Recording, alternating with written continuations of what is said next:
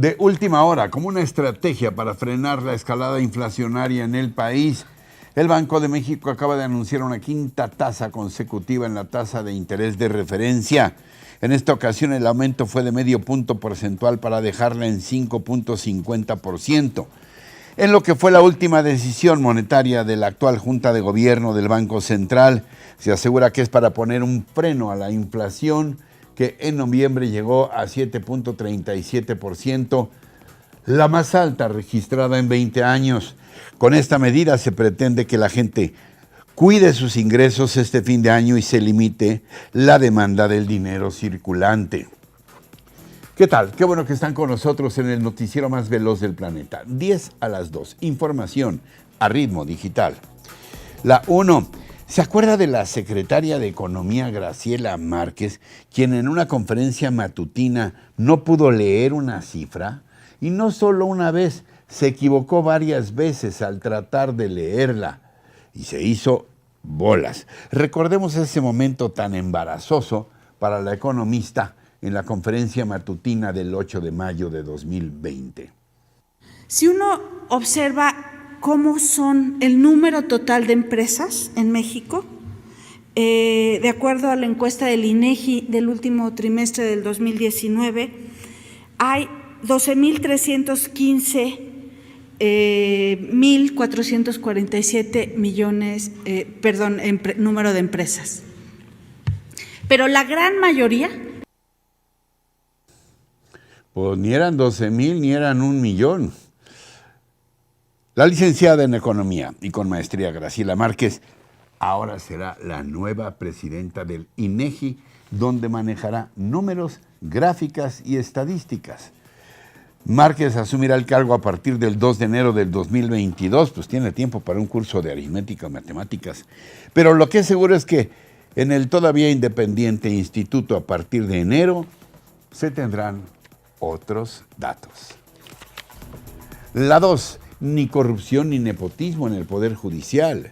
El ministro Arturo Saldívar, presidente de la Suprema Corte de Justicia de la Nación, presentó su tercer informe en el Salón de Plenos del Poder Judicial Federal. Con la asistencia del presidente Andrés Manuel López Obrador y su esposa Beatriz Gutiérrez Müller, el ministro Saldívar aseguró de manera categórica que en el Poder Judicial de la Federación ya no hay corrupción tolerada ni institucionalizada. Ya no hay corrupción avalada desde arriba, dijo. Igualmente señaló que no existe actualmente ningún juzgado o tribunal en el país en el que el titular tenga familiares trabajando para él o para ella, ni en un esquema de nombramientos cruzados. En su mañanera de hoy, el presidente López Obrador subrayó que le gustó el discurso de Saldívar, pero que falta seguir limpiando al Poder Judicial. La 3. El presidente López Obrador advirtió que agentes estadounidenses no pueden ingresar a México a perseguir delincuentes. En la conferencia de esta mañana en Palacio Nacional, se le preguntó sobre la recompensa ofrecida por la Casa Blanca por los hijos de Joaquín El Chapo Guzmán y si continúa la persecución de los chapitos. Si están en territorio nacional, a quien corresponde detenerlos, pues es a la autoridad nuestra. No se permite que ninguna fuerza extranjera actúe en esta materia ni en ninguna otra en nuestro territorio. Nosotros somos los que tenemos que hacer nuestro trabajo de acuerdo también a las investigaciones que se llevan a cabo en México.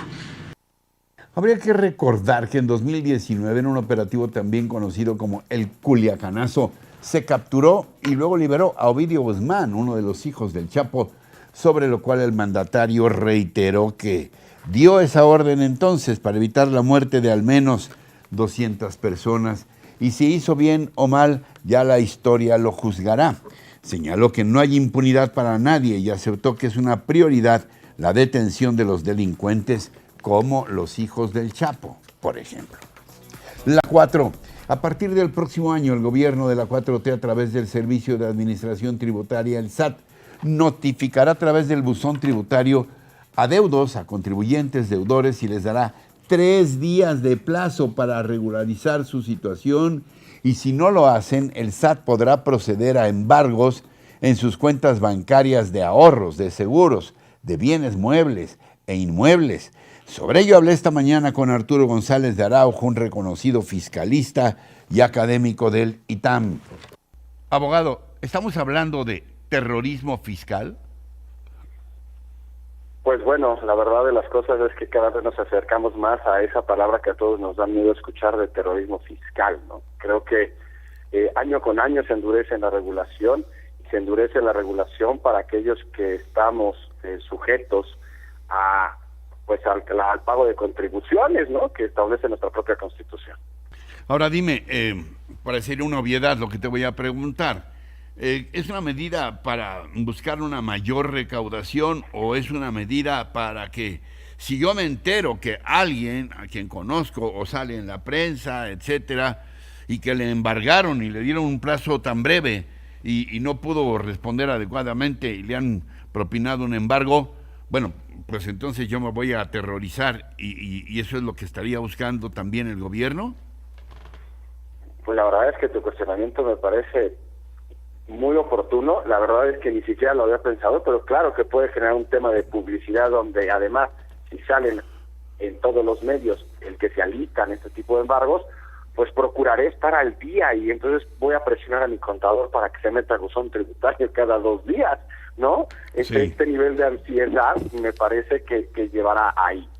Ahora, lo que sí está claro es que este tipo de medidas lo que buscan fundamentalmente es que yo embargue de manera muy ágil, además situaciones donde sé que te va a doler, para que entonces me ofrezcas algo de pago. Una cosa que es importante es que históricamente el SAT había embargado cosas que después no sabía qué hacer con ellos. Entonces está buscando buscar flujo. Entonces, ¿qué hago? Pues te embargo una cuenta de banco antes de embargarte los escritorios y las computadoras, porque ¿qué hago con ellas? Entonces esos remates que hacía el SAT, recordaremos en sexenios anteriores, que pues acababan rematándolo por 1 centavo porque no había quien se las llevara y las bodegas estaban llenas, ¿no? Entonces, este tipo de cosas buscarán efectivamente negocios, acciones, flujo, créditos de fácil cobranza, y es lo que pueden hacer a través del buzón tributario. La 5. El INAI reacciona a la suspensión parcial de la Suprema Corte contra el decreto del presidente López Obrador para el Instituto Nacional de Transparencia y Acceso a la Información, la resolución de la Corte que le pone límites al blindaje de los megaproyectos de la 4T es una señal alentadora. Es la comisionada presidenta del INAI, Blanca Lilia Ibarra. Sin duda es una señal alentadora que nos permite seguir trabajando para defender al ciudadano que tiene pocos mecanismos de defensa. En este sentido, el INAI ha mantenido siempre una posición congruente y consistente con esa vocación de máxima publicidad.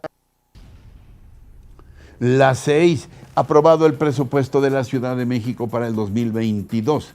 En una sesión que comenzó el martes en la mañana y concluyó cerca del mediodía del miércoles, el Congreso capitalino dio luz verde al paquete económico para el próximo año. El presupuesto de egresos fue aprobado con 43 votos a favor y 18 en contra. Cabe destacar que en la discusión del Código Fiscal, la Ley de Ingresos y el presupuesto, hubo desavenencias entre los integrantes de la coalición Va por México, que integran PAN, PRI y PRD. El PAN acusó a sus aliados de haber extraviado su dignidad y la congruencia al votar a favor del proyecto enviado por el gobierno. El perredista Jorge Gaviño cuestionó a su vez al PAN por pretender asumirse como la verdadera oposición y afirmó que si coinciden con Morena lo van a decir claramente y si no, también.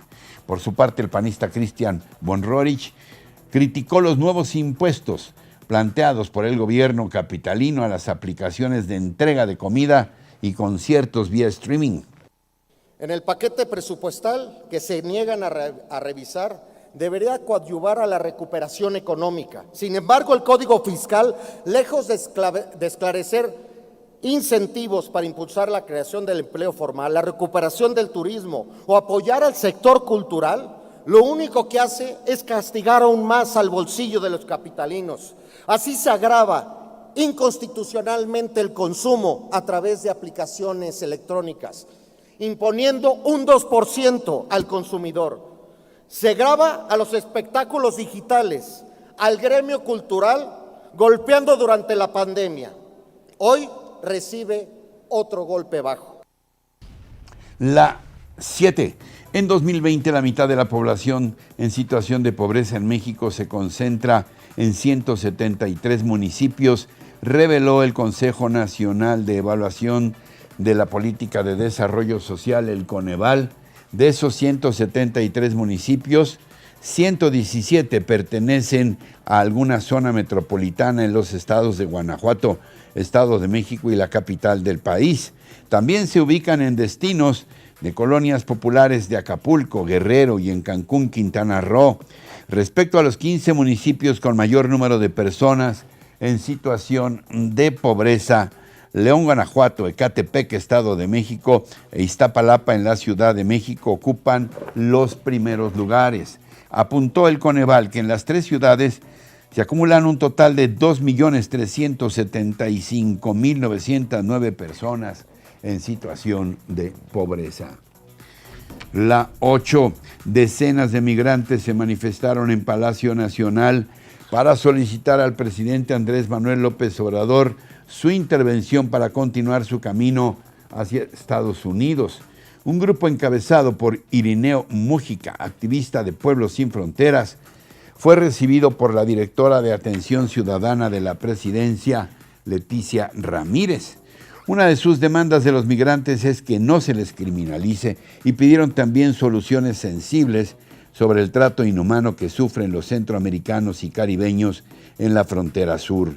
Poco tiempo después se dirigieron al Senado y la Secretaría de Gobernación para que fueran escuchadas sus demandas, como el respeto a las visas humanitarias y evitar la corrupción en la contención de los agentes del Instituto de Migración.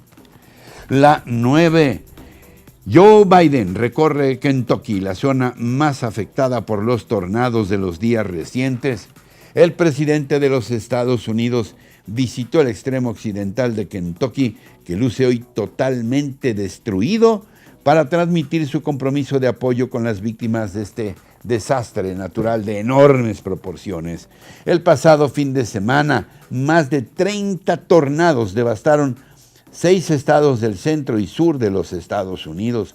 Hasta el momento se han registrado 80 muertos, pero no se descarta llegar al centenar, pues es todavía elevado el número de desaparecidos. Durante una conferencia de prensa en el lugar, Biden reconoció que nunca había visto una destrucción de esa magnitud y garantizó que el gobierno federal se hará cargo del 100% de los gastos de los afectados durante los primeros 30 días.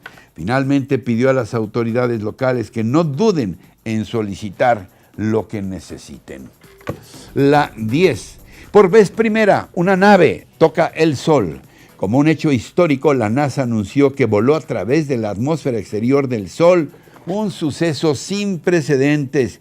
La nave Parker Solar Probe se sumergió por un momento en una región alrededor de nuestra gigantesca estrella, lo que los científicos llaman la corona solar. Ocurrió en abril, pero el análisis de datos ha sido confirmado hasta ahora. La nave Parker tuvo que soportar el calor y la radiación intensísimas, pero reunió nuevos conocimientos sobre cómo funciona el Sol. En una audaz misión, la nave, que se mueve a una velocidad colosal de más de 500,000 kilómetros por hora, entra y sale rápido haciendo mediciones del entorno solar. El equipo científico espera que para 2025 Parker, que fue enviada hace 3 años, esté lo suficientemente cerca del Sol para obtener todavía más información. Por ejemplo, conocer los estallidos que ocurren en su interior, los cuales pueden sacudir el campo magnético de nuestro planeta Tierra. Y así, muy asoleados, y deslumbrados por este logro espacial, llegamos al final del día de hoy, pero recuerden que tenemos una cita de lunes a viernes en 10 a las 2 y en todo momento con nuestros contenidos completitos en nuestras redes sociales y por supuesto aquí en nuestra página rochainforma.com. Hasta entonces, hasta siempre.